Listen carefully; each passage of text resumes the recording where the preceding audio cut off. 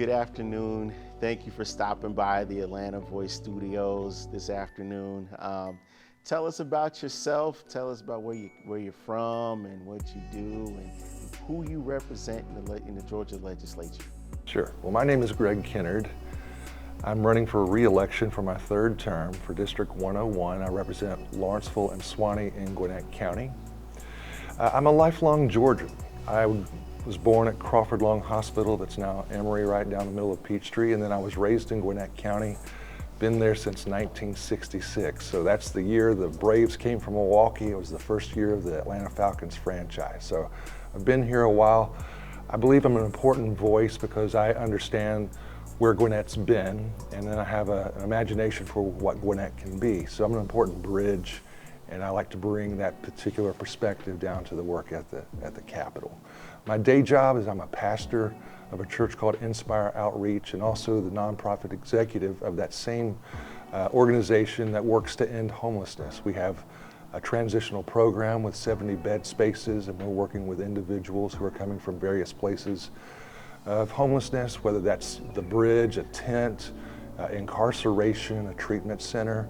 And so we've been doing that work for 15 years, have served about 1,500 people. And it was really that work that compelled me to run for office. It was never in my mind to be an elected official, but I saw where policy and legislation actually impacts these social issues in a tremendous way. And so I wanted to work on the structure and the system that's creating a lot of barriers for homeless individuals to get back on their feet, and that's what led me to office. Mm-hmm. As it stands now, the heartbeat bill is the law in the state, the 6-week abortion ban.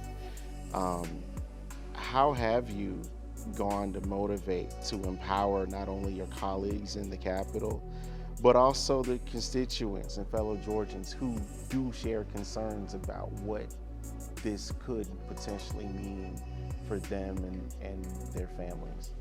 Sure. Well, I'm listening to all the women in my district, and they have reached out to me, and it turns out that 70% of the women in my district want their reproductive freedom. So I think that's where the choice is, where the choice should remain, and HB 481 violates that choice, and so we've got to repeal it, and that's certainly something I want to do in my next term, along with our new governor, Stacey Abrams, and hopefully getting more numbers in the state House and Senate. So that's certainly top of mind of something that's an urgent issue. Mm-hmm.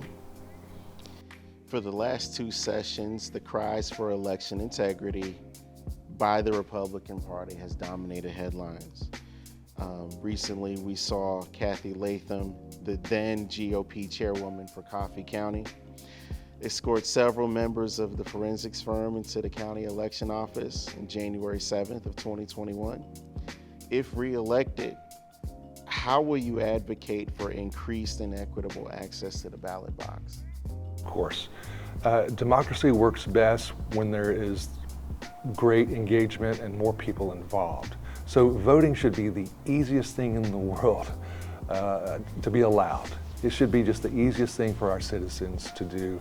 SB 202, of course, made it harder to vote. And we really saw, they really telegraphed their intent in the first draft of that bill when they banned Sunday voting. That was a direct attack to suppress African American souls to the polls vote. So they telegraphed their intention from the get. And so now we're just seeing the unfolding and the manifestation of these default voter suppression tactics that we see in 202. They'll make the case that we have greater voter turnout than ever before, historic, but that would be despite SB 202, not because of it. Mm-hmm. And what are your thoughts on the increased turnout? Because we've seen Gabriel Sterling and Brad Raffensperger talk about 1.5 million Georgians have voted early. 36% of that count comes from Fulton, Cobb, Gwinnett, and DeKalb counties. But what they will say, there's no voter suppression. There's no obstacles to the voting booths because, the turnout is great. What do you say to that? Again, that's not because of SB 202, but despite it.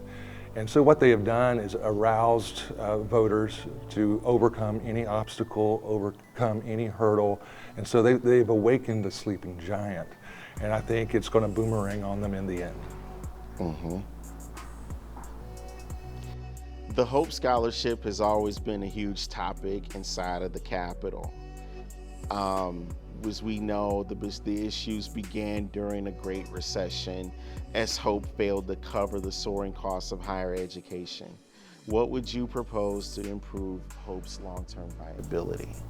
Sure. Well, it's an important issue, and a lot of my constituents have expressed concern about the future of the Hope Scholarship. And a lot of what I'm hearing is we need to lower the GPA threshold so more folks who need to further their education can be eligible for it. Another thing that we have to watch is dual enrollment to make sure there's enough funds to sustain that.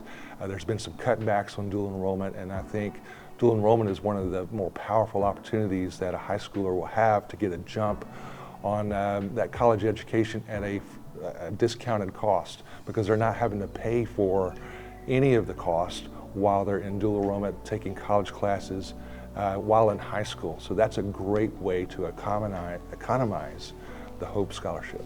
Mm-hmm. If reelected, what will be the 3 issues you look to work on in the next legislative session? Well, right now there are 2 Georgias. One Georgia works really well for a lot of people. They're thriving, they're successful. But then there's the other Georgia where it doesn't work as well, and I want to make sure that we're keeping our foot on the gas about creating equitable options and opportunities for everyone that lives within the border of our great state. So greater equity, making sure Georgia works for everyone is certainly important to me, and I think we need to continue to fully fund public education, making sure that everyone has an opportunity to go to our higher levels of, whether that's our technical college or our university system.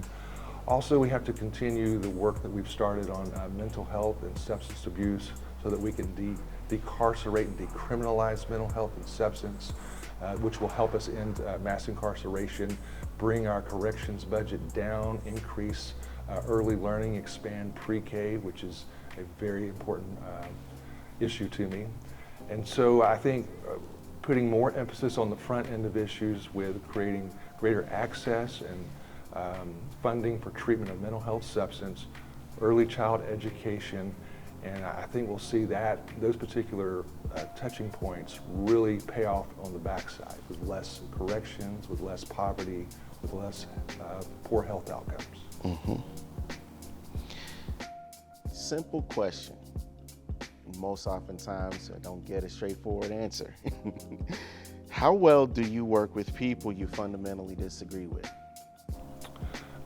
I think that's one of my strong suits. It's one of my superpowers. I am very bipartisan in my approach. I'm empathetic to all views. I think 2 things can be true at the same time.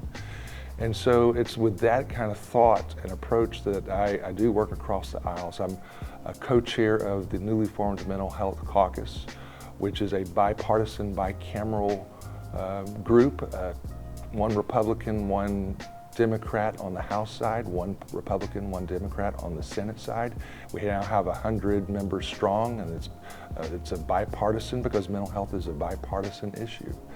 So I always look to build bridges with the other side, listen, because at the end of the day, I do think we have more in common than we don't.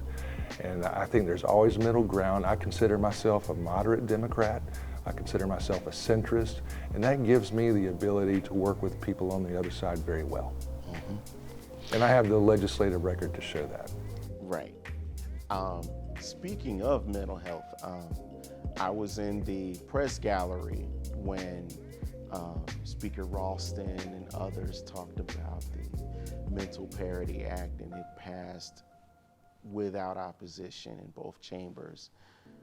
Is there, while everyone knows it's a great starting point, what would you suggest if there's anything that can't be built upon upon the mental health parity plan?